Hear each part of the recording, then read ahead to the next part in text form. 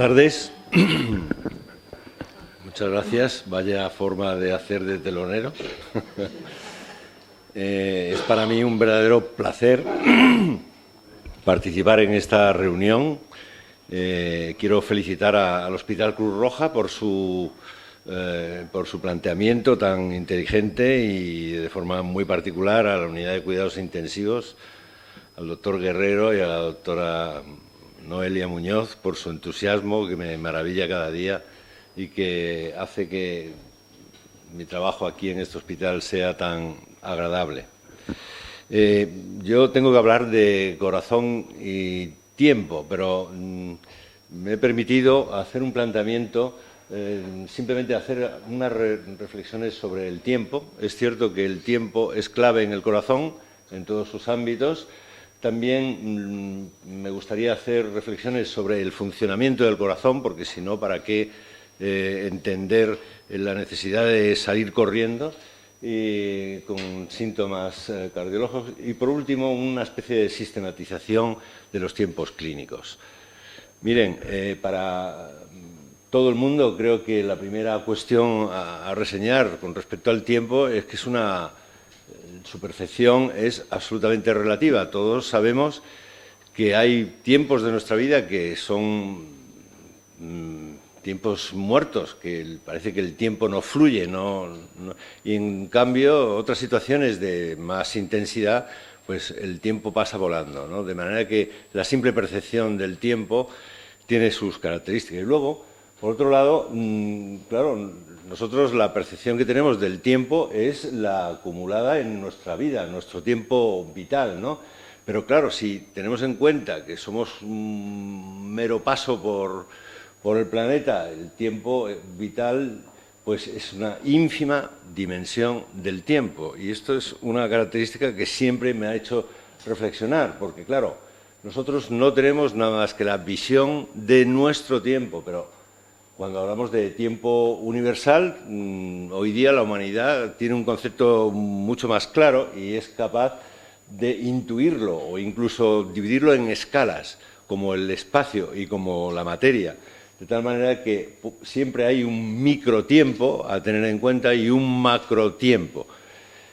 Con respecto a las reflexiones sobre el funcionamiento del corazón, luego me detendré, pero es un dato de interés, creo yo, para todos, el pensar que el corazón es un mero músculo. Todo el mundo entiende que el músculo, como nuestro bíceps, nuestro cuádriceps, es mecánico, es un tipo de estructura, en fin, pero nunca, salvo con el corazón, encontramos un músculo que está enrollado sobre sí mismo para efectuar un tipo de acción muy relacionada con el microtiempo de sus latidos y que podemos analizar con el ciclo cardíaco. Por último, los tiempos clínicos, de los que ya prácticamente se ha hablado, pero que me gustaría luego enfatizar un poquito más. Fíjense, esto es una visión de Almodóvar y en una visión en la que hay una confluencia entre lo que es la luna creciente y el planeta Venus, un atardecer de verano. Curiosamente, la luna está a 384.000 kilómetros de distancia. Cuando el ser humano visitaba la luna, tardaba 4 o 5 días en llegar. Las sondas que se han enviado a Venus, pues esas han tardado cerca de 4 o 5 años. Está a 40 millones de kilómetros de la Tierra. Pero siguiendo con las escalas de los tiempos, ¿no? Por ejemplo, ¿cuál es la nave espacial que más ha viajado del planeta Tierra a otros lugares? Pues, si recuerdan, el Voyager 1 fue lanzado en 1977 y, bueno, ya no importa hablar de los kilómetros que ha recorrido, porque eso es casi cifras que no nos interesan. Ya lo medimos en tiempo-luz, el tiempo que tarda la luz en llegar a donde está. ¿Y saben cuánto es? Pues nada más que 16 horas luz, después de tantos años de viaje. De manera que es importante repetir, el tiempo es muy relativo e incluso está asociado al espacio y a la materia. Pero afortunadamente los seres humanos disponemos de una tecnología que es capaz de observar mucho más allá. Con el telescopio Hubble podemos ir y realmente nuestro planeta da vueltas alrededor del Sol y el Sol toma 200 millones de años en dar una vuelta al centro de nuestra galaxia. La última vez que ocurrió eso estábamos en los tiempos de la rotura continental y los reptiles, los dinosaurios también. Bueno, alejándonos cada vez más, ¿no? Este cúmulo globular que está fuera de nuestra galaxia, pues se llama la maravilla intergaláctica, porque es como una perla que se puede observar, y está a 300.000 años luz. Y no digamos de la galaxia más cercana, Andrómeda, que está a 2.537 millones de años luz. Es decir, una barbaridad, difícil de entender en este tipo de escalas, porque si miramos al cielo profundo, galaxias como la nuestra o como Andrómeda, está plagado el firmamento. De manera que hace 13.500 millones de años que comenzó el espacio y el tiempo y en cambio no somos capaces nada más que intuirlo, porque desde luego vivirlo no. Bueno, todo este lío da pie a hablar de los tiempos del corazón, porque el corazón, lo primero que hay que decir de él es que desde la 5ª semana de embarazo hasta el último instante de la vida no deja de latir.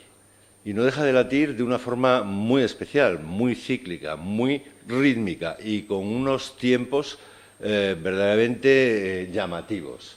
Pero volvemos a decir, ¿el corazón qué es? Pues su misión es una bomba aspirante, impelente e incesante. Lo de incesante es curioso, pero es verdad, no deja de latir.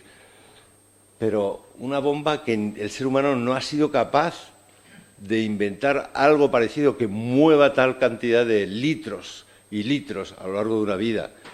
Pero al mismo tiempo, si nos fijamos, vuelvo a decir, es como el bíceps, la estructura, cuando analizamos el músculo del corazón, es un músculo más, es un músculo estriado.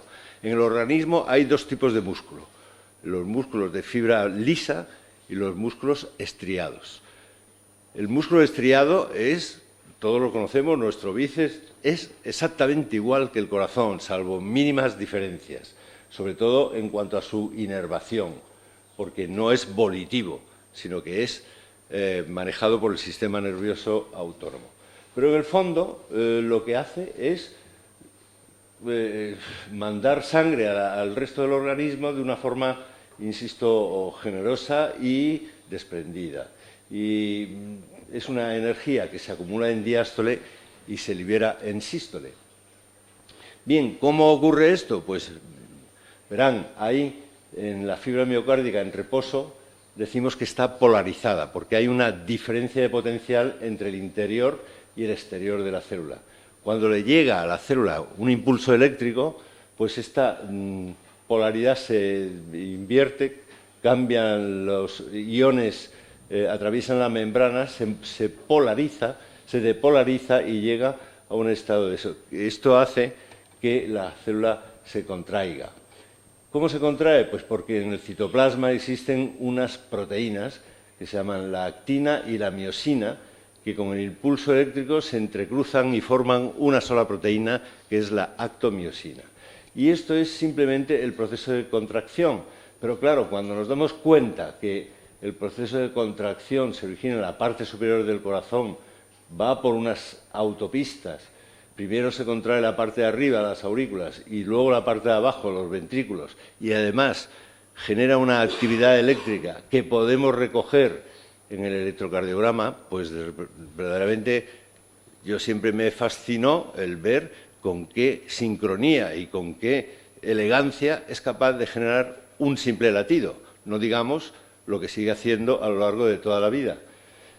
Claro, esto es importante porque lo que regula estos flujos dentro del corazón son las válvulas auriculoventriculares, de manera que la génesis del latido en microtiempos hace que las válvulas auriculoventriculares estén abiertas cuando el corazón se llena, cuando los ventrículos se llenan, mientras que las sigmoideas, la pulmonar y la aórtica, están cerradas. Pero este llenado hace que se distienda y posteriormente, con la contracción, cierre estas válvulas y abra las otras, para que haya una eficiencia mecánica acorde. Claro, cuando los seres humanos hemos llegado a introducir catéteres en el interior del corazón y a cuantificar la cantidad de oxígeno en cada cámara y a medir las curvas de presión en cada cámara, pues afortunadamente hemos podido comprender cómo es cada fase del ciclo cardíaco. Todo el mundo conoce que hay dos fundamentales, la sístole o contracción y la diástole o relajación. Pero miren, si ponemos en un registro, un trazado, simultáneamente un electrocardiograma que marca el latido del corazón eléctrico junto a las curvas de presión, es decir, esta sería la curva de presión aórtica, esta sería la curva de presión ventricular y esta sería la curva de presión auricular. Bueno, pues fíjese, la sístole comienza con el comienzo del latido electrocardiográfico del complejo QRS. Ahí es donde empieza la sístole. Pero durante un tiempo esa contracción se llama isométrica porque no se produce expulsión de sangre ni el corazón se está contrayendo con las válvulas a partir de este momento que cruza la presión auricular con las válvulas cerradas. Eso genera una gran tensión intramiocárdica y hace que la presión suba rápidamente dentro del corazón hasta que supera la presión que hay en la aorta. En ese momento se abre la válvula aórtica y posteriormente luego se cierra. De nuevo un momento en el que están cerradas las 4 válvulas cardíacas. Esta fase de relajación isométrica le sigue otra de llenado y vuelta a empezar. ¿Por qué les hablo de esto? Bueno, pues simplemente porque los microtiempos del corazón nos muestran un corazón verdaderamente inteligente que se adapta por sí mismo, sin recibir órdenes cerebrales, al latido siguiente, de tal manera que actúa independientemente, aunque esté regulado por el sistema nervioso autónomo. Todo esto nos llega a pensar que el corazón es una máquina, indudablemente, igual que muchas que hacen los humanos, pero una máquina inteligente. Y ahora vamos a centrarnos en lo que nos interesa verdaderamente después de esta introducción sobre los tiempos micrométricos del corazón y por qué son así, por qué tienen esa disposición a modificarse con verdadera inteligencia. Pues vamos a hablar de la enfermedad coronaria. En el corazón, como digo, es desprendido, está continuamente al servicio del resto del organismo, esté como esté. Pero llega un momento en que cuando una arteria se obstruye o está a punto de obstruirse, puede generar un síntoma muy clásico que es la angina. El doctor López Segura ha hablado de factores de riesgo, pero también hay factores desencadenantes.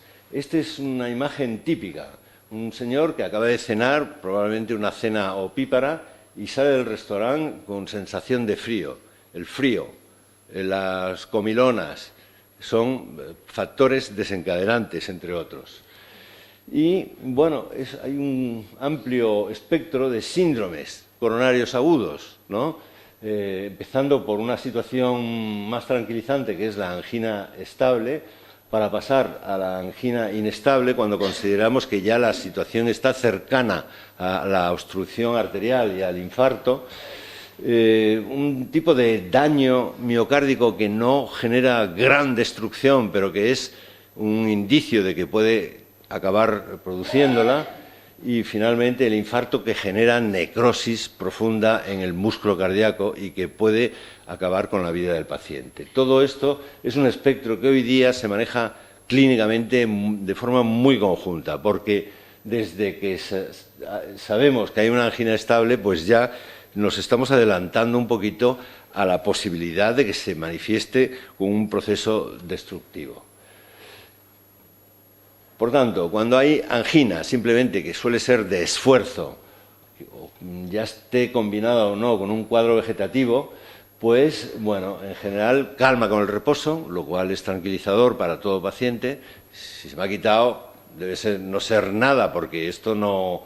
Bueno, pues lo verdaderamente importante es que en ese momento, si se identifica, se debe consultar. Ahora bien, a veces el paciente que nota esa angina comienza a darse cuenta que es progresiva, que va cada vez más frecuente y cada vez con menos esfuerzo le llega esa sensación desagradable del dolor precordial, ¿no? En ese momento, si nota que es progresiva, ya se está creando una alarma. Debe consultar sin ninguna duda y de forma rápida.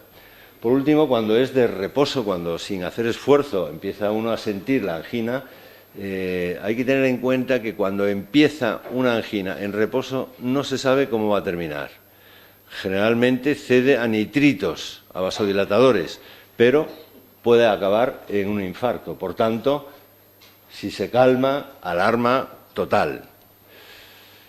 Cuando esto se produce antes del daño miocárdico, pues hay soluciones importantes, incluso en lesiones críticas del tronco de la coronaria izquierda, se pueden tratar con stent de forma adecuada y además al seguimiento perduran como una muy buena revascularización. Pero llegamos al momento clave, el infarto. El infarto de miocardio, pues vamos a distinguir dos planos. El plano arterial, que ya ha sido mencionado anteriormente, bien de forma crónica o bien de forma aguda, se puede ocluir.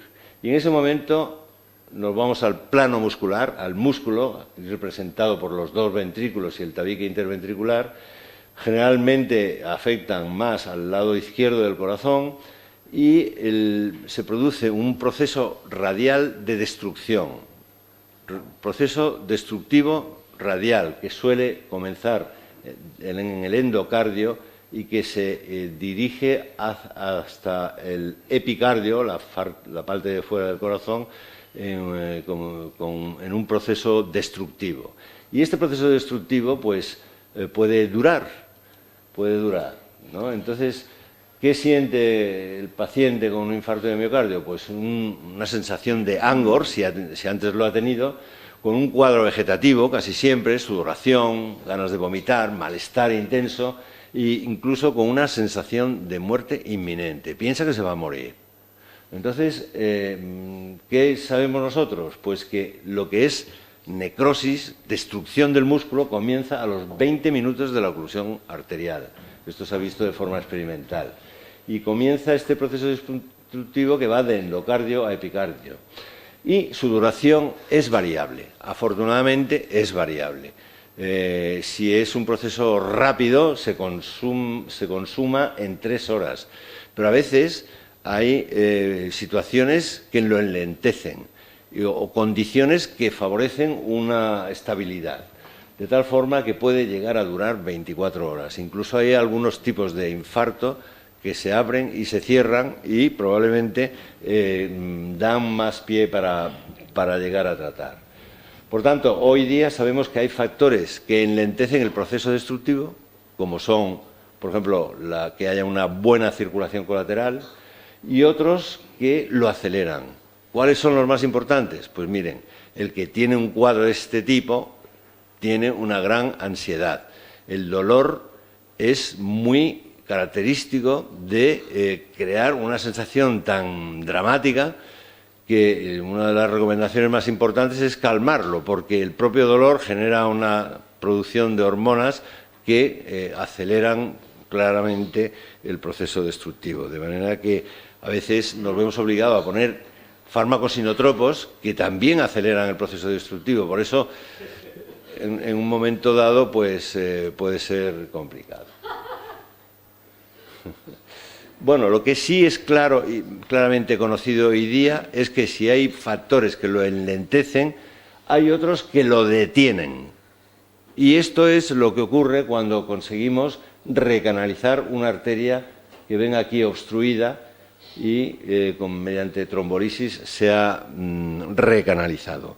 Esto no es que cure el cuadro, lo que detiene el proceso destructivo.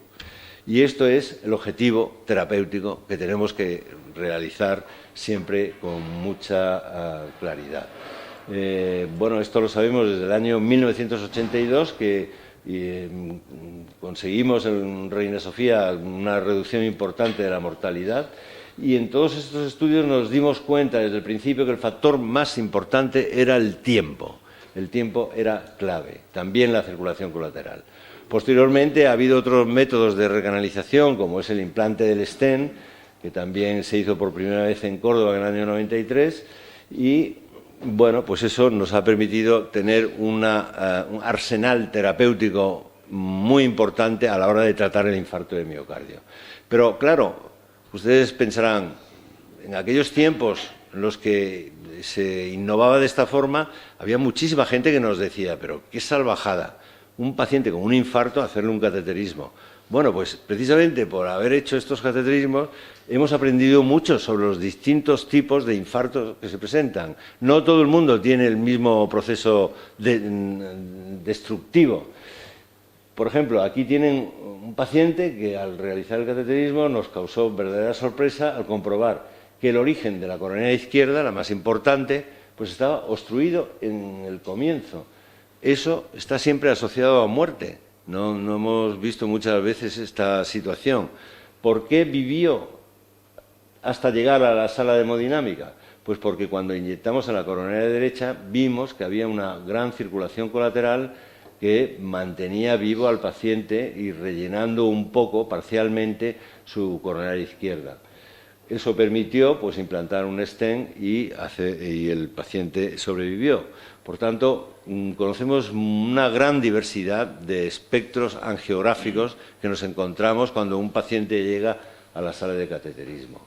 Por último, también se ha mencionado anteriormente, quisiera hablar lo que es nuestro reto actual, porque a veces hay pacientes que no tienen angina, pero que en su proceso arteriosclerótico, que comentaba el doctor López Segura, pues hay procesos imperceptibles, pero peligrosos. A esto le llamamos placa vulnerable. Vean, es una arteria que está con una luz perfecta, no tiene ningún tipo de limitación, por tanto, este paciente no va a tener angina, pero cuando lo estudiamos con técnicas intracoronarias vemos que tiene una capa de sustentación que se ha estudiado anatomopatológicamente excesivamente fina y que en cualquier momento se puede romper. ¿Qué genera esto?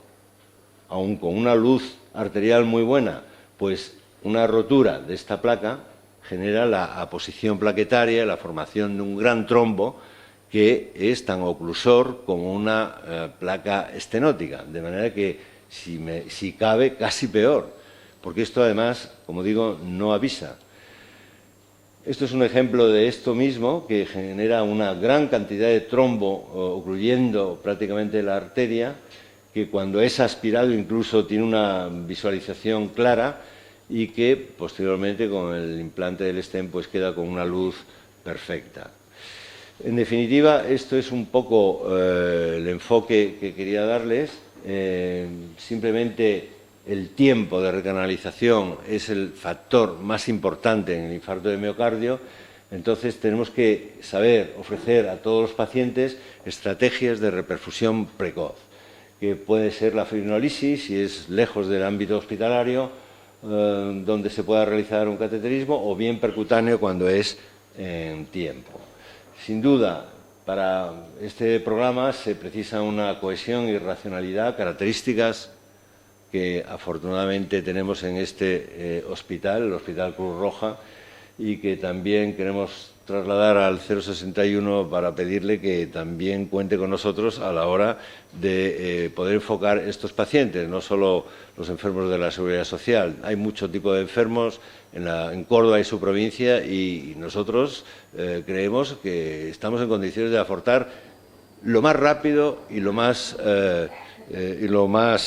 seguro, creo, en nuestro grupo de cohesión. Y nada más, muchas gracias por vuestra atención.